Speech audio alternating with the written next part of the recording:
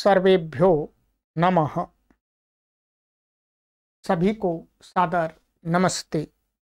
देववाणी संस्कृतम YouTube channel में आप सभी का हार्दिक अभिनंदन है। प्रेरक प्रसंग, इस पुस्तक के अंदर बहुत सारे महापुरुषों के जीवन से संबंधित कुछ घटनाओं के प्रसंग दिए हैं।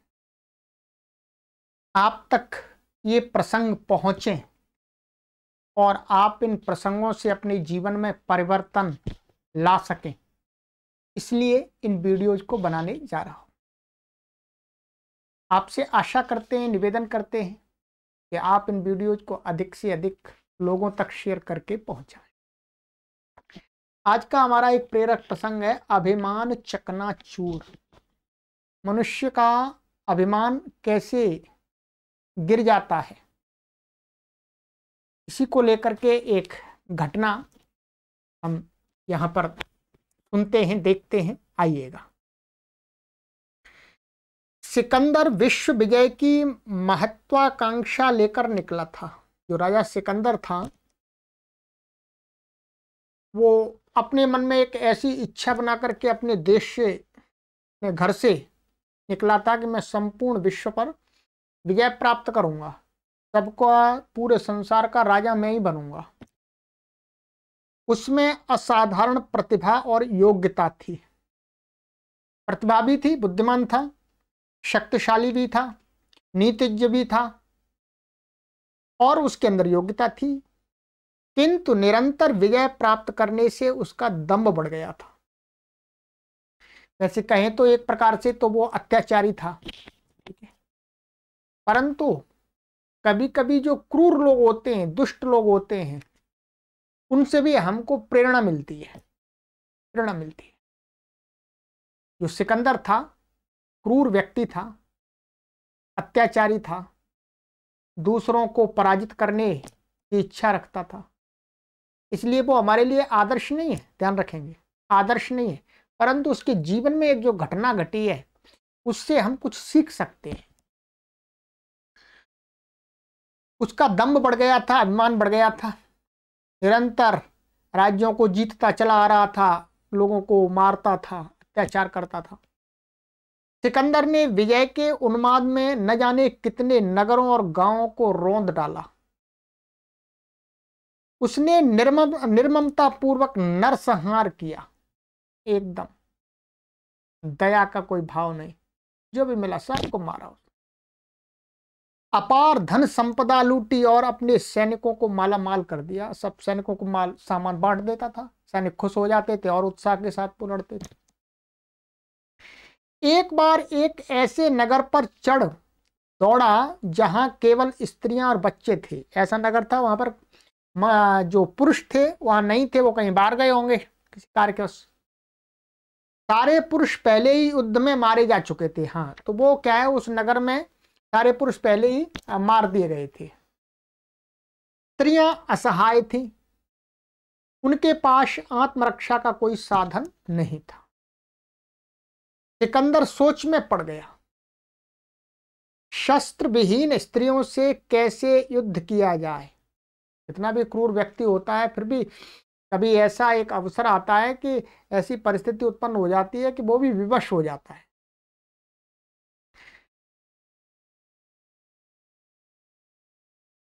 यही बात उसकी समझ में नहीं आ रही थी कि स्त्रियों से कैसे युद्ध करें। उसके साथ गिने चुने सैनिक थे, विशाल सेना पीछे आ रही थी, उसकी बड़ी सेना पीछे आ रही थी और वो आगे कुछ सैनिकों को लेकर के चल रहा था। दोपहर होने पर सिकंदर को भूख लगी। उसने एक घर के सामने अपना घोड़ा रोका। कई बार पीटने के बाद दरवाजा खुला। उसने दरवाजा को खटखटाया, जोर से पीटा, कई बार खटखटाया, तब जाकर के दरवाजा खुला। एक बुढ़िया माने कोई वृद्धा औरत लाठी टेकती हुई बाहर आई घर से।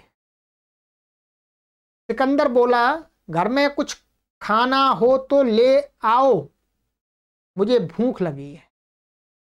बुढ़िया भीतर गई और कपड़े से ढका हुआ एक थाल लेकर के आ गई। कमरे में अंदर गई और एक जो थाल माने थाली उस पर कपड़े से ढकी हुई थी वो लेके आ गई। उसने थाल को सिकंदर के आगे बढ़ा दिया। ले भाई। कपड़ा हटाने पर सिकंदर ने देखा कि उसमें कुछ पुराने सोने के गहने थे। सोने का आभूषण गोल्ड था, वो उसमें थाली के अंदर था। वह झुंझला उठा, माने उसको गुस्सा आ गया कि मुझे भूख लग रही है और ये बुढ़िया क्या लेके आ गई। सिकंदर क्रोध पूर्वक बोला, यह क्या लाई है बुढ़िया? क्या मैं इन सोने के गहनों को खाऊंगा? मैंने तुझसे रोटियां मांगी थी, भोजन मांगा था। बुढ़िया बोली, तू सिकंदर है ना?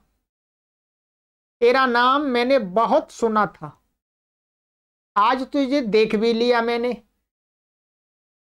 मैंने यह भी सुना था कि सोना ही तेरा भोजन है। तू सोने चांदी को लूटने के लिए लोगों की हत्याएं कर रहा है, इसलिए सोना ही तेरा भोजन है। मैंने ये भी सुना था।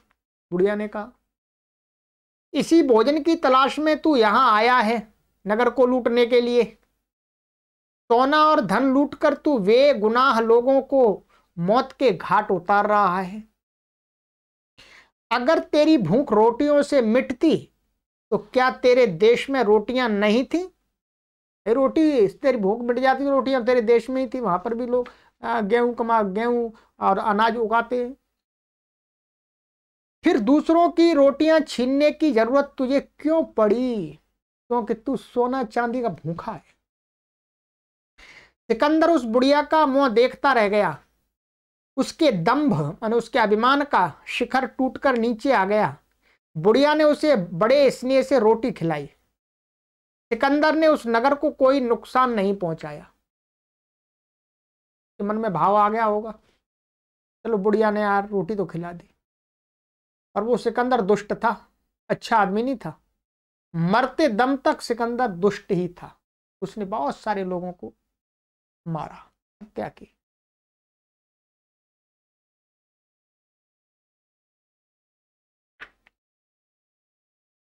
वहां से जाते जाते वह नगर के प्रमुख मार्ग पर एक शिलालेख लगा गया, एक शिलापट्ट भी जड़वा गया वहीं पर। क्या? जिस पर लिखा था, अज्ञानी सिकंदर को इस नगर की एक महान नारी ने अच्छा सबक दिया। अर्थात मैं अपने आप को बहुत बड़ा समझ रहा था, परंतु मैं अज्ञानी, और इस एक सामान्य बुढ़िया ने, एक स्त्री ने, महान स्त्री ने मुझे एक शिक्षा दी है कि वस्तुतः जो मैं कार्य कर रहा हूं वो अच्छी बात, अच्छा कार्य नहीं। लोगों पर अत्याचार कर रहा हूं, लोगों को मार रहा हूं निर्दयता पूर्वक, अकारण, अच्छी बात नहीं है। थोड़ा उसको शिक्षा तो मिली। इसी प्रसंग के संबंध में विनोबा भावे जी का यहाँ पर एक वचन दिया है।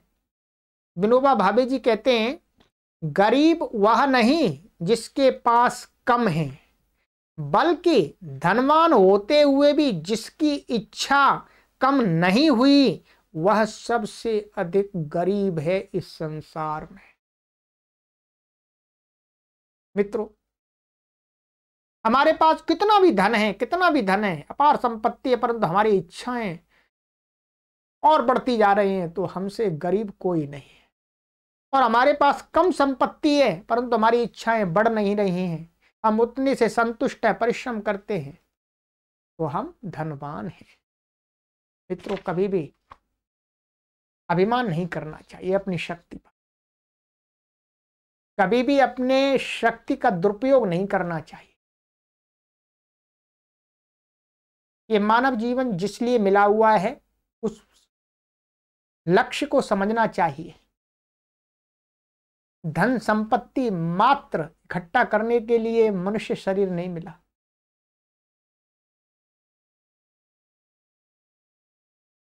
इसलिए मिला है कि मनुष्य शरीर में आकर के यह आत्मा कुछ अच्छे कर्म करे, उस कर्म से अपने आत्मा को पवित्र करे, अपने अभिमान को, ईर्ष्या को, लोभ को, मोह को, असूया को, डाह को, इन सारे दोषों को नष्ट करे।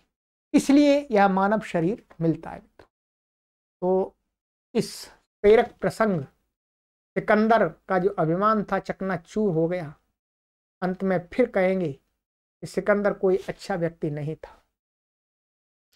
कहते हैं जो जीता वो सिकंदर, ये बिल्कुल गलत है। कहना चाहिए कि जो संसार में हारा वो सिकंदर, सिकंदर जीता नहीं, अंत समय में वो हार गया। हर व्यक्ति जो अभिमान में आकर के, अहंकार में आकर के दूसरों के ऊपर अत्याचार करता है, वो अंत में 100% हारता है। और जो व्यक्ति अपनी शक्ति का उपयोग परोपकारता के लिए, प्राणी मात्र के हितार्थ के लिए करता है, वो व्यक्ति अंततः जीतता है। तो जो हारा वो सिकंदर, अर्थात सिकंदर वो व्यक्ति है जो हार गया गलत कार्य करते करते। सिकंदर कभी जीता नहीं था, ध्यान रखेंगे। एक गलत हमने एक लोगों को पंक्ति सिखा दी कि जो जीता वो सिकंदर नहीं भाई। जो अपने अभिमान के कारण से अत्याचार करके, झूठ फरोह करके लोगों को पीड़ित करता है, ऐसा व्यक्ति, ऐसे सिकंदर के व्यवहार वाला व्यक्ति हमेशा हारता है। सिकंदर भी हारा था, इसलिए वो सिकंदर जैसा बनना चाहेगा वो हमेशा हारेगा, हमेशा हारेगा। इसलिए हमें कभी सिकंदर बनने की कोशिश नहीं करना चाहिए। हमें राम बनने की कोशिश करनी चाहिए, हमें भगवान श्री कृष्ण बनने की कोशिश करनी चाहिए, जो दूसरों के दुखों को दूर करने के लिए स्वयं कष्टों को सहते। निरपराध प्राणियों को वो सताते नहीं है। सिकंदर निरपराध लोगों को सता रहा था, इसलिए हमारा वो आदर्श कभी नहीं हो सकता, किसी का भी आदर्श नहीं हो सकता। वो अपने देश के लोगों का भी आदर्श नहीं हो सकता, क्योंकि उसने अपने देश के लोगों पर भी अत्याचार किया था, अत्याचार किया। भगवान श्री कृष्ण जी ने अपने देश के लोगों पर कोई अत्याचार नहीं किया। दुष्ट व्यक्ति हैं, उनको दंड दिया, दंड देना चाहिए दुष्ट व्यक्तियों को। तो आइएगा हम भी अपने जीवन में कभी अहंकार ना करें। आगे की प्रेरक प्रसंग के साथ मिलते हैं।